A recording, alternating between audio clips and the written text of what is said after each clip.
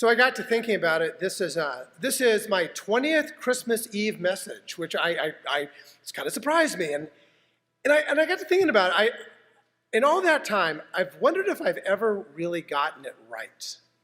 Every year we've got the four themes of Advent. You hear it every year. You've got hope, peace, joy, and love. And some of us, we light the candles every week throughout Advent. Some of us, we read a devotional at home, and so that becomes part of our spiritual practice too. Or we send notes of love in a Hallmark card out to somebody. That's a good thing to do. Or you put a post out, kind of that Christmas letter that you put out on social media someplace. And all of that is so important. I need that. I think all of us, we need that. But the truth is, I think I might be doing something wrong. This year, I was convinced. I had to be convinced to do this series called The End of the World as We Know It, because that is not a title of a series that I kind of was like, ooh, we got to do that. But I was convinced to do it. It wasn't my first choice. But it's connected with me and with the reality of Christmas in a different way. Every year we come and we tell the tale of the birth of Christ.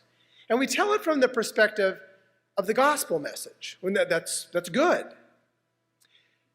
But this year I'm doing something a little different. We're adding the biblical perspective of the revelation and the story of Christmas future, the coming birth of Christ. And you may find it a little different.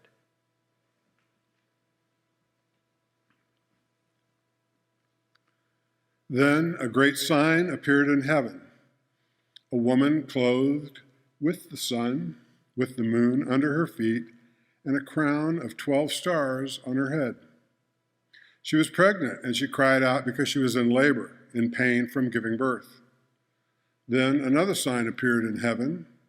It was a great fiery red dragon with 7 heads and 10 horns and 7 royal crowns on his heads. His tail swept down a third of heaven's stars and threw them to the earth.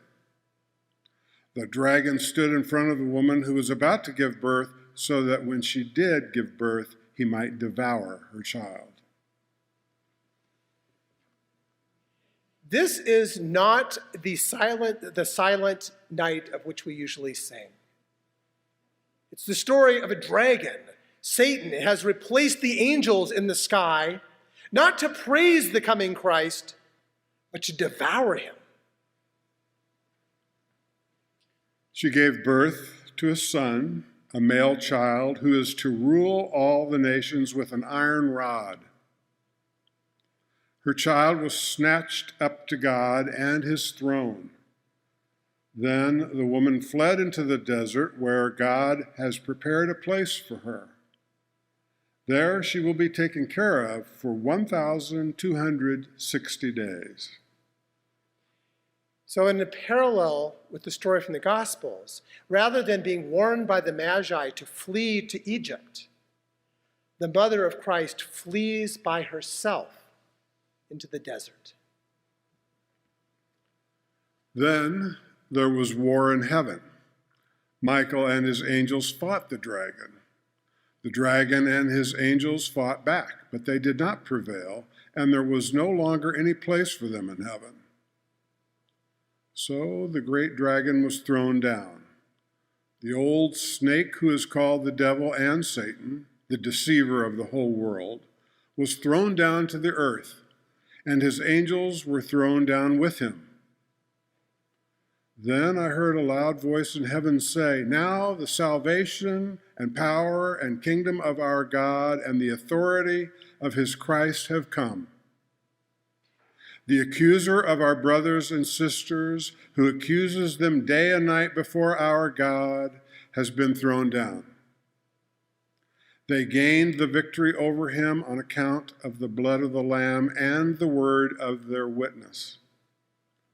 Love for their own lives didn't make them afraid to die. Therefore, rejoice, you heavens, and you who dwell in them. But oh, the horror for the earth and sea!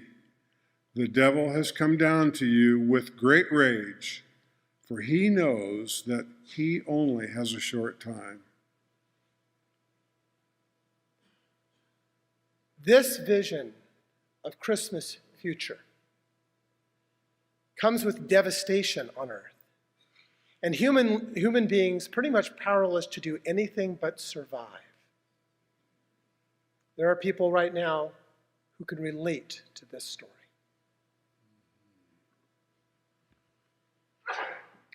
When the dragon saw that he had been thrown down to the earth, he chased the woman who had given birth to the male child. But the woman was given 2 wings of the great eagle so that she could fly to her place in the desert. There she would be taken care of, out of the snake's reach, for a time and times and half a time. Then from his mouth the snake poured a river of water after the woman so that the river would sweep her away. But the earth helped the woman. The earth opened its mouth and swallowed the river that the dragon poured out of his mouth. So the dragon was furious with the woman, and he went off to make war on the rest of her children, on those who keep God's commandments and hold firmly to the witness of Jesus. This morning, after the first one of these sermons, somebody texted me a picture. It was an ancient medieval picture, and it's a picture of the mother of Christ wrestling a dragon while an angel holds the baby Christ. The story is ancient. It's as old as it's in our scriptures. It's there. And as the story goes, the multitude of calamities faced by humanity are greater than can be fought back against by mere mortals. And so the angels are called in, not as a choir this time, but as an army. We don't tell this story of Christmas, this Christmas future vision much. And I'm curious, is this your first time hearing this story? A few of you?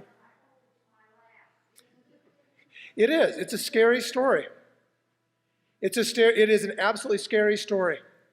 We don't tell it much because just like in Dickens' A Christmas Tale, it's the ghost of Christmas future that's terrifying. It's the one thing, though, that gets Scrooge to actually change.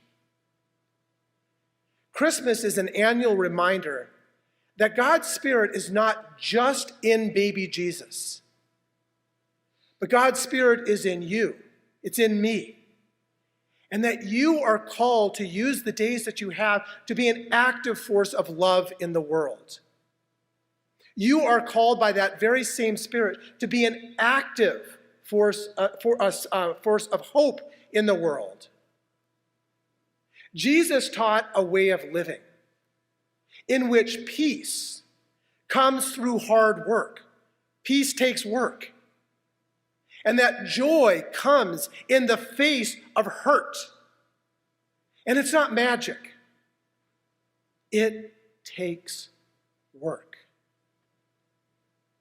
And I've not said that on a Christmas Eve before.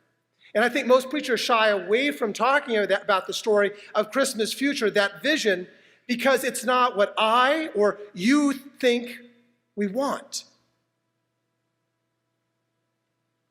But frankly, sometimes there comes a point where we're tired. We see the things around us. We see the people of Gaza.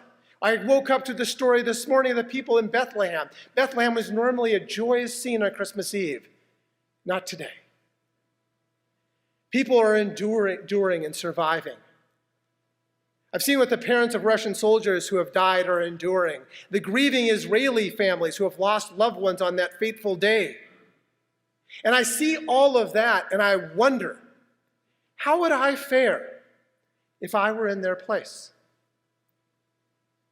Would I, as the scriptures say, be able to keep God's commandments and hold firmly to the witness and teachings of Jesus? I hope so. I hope you would too.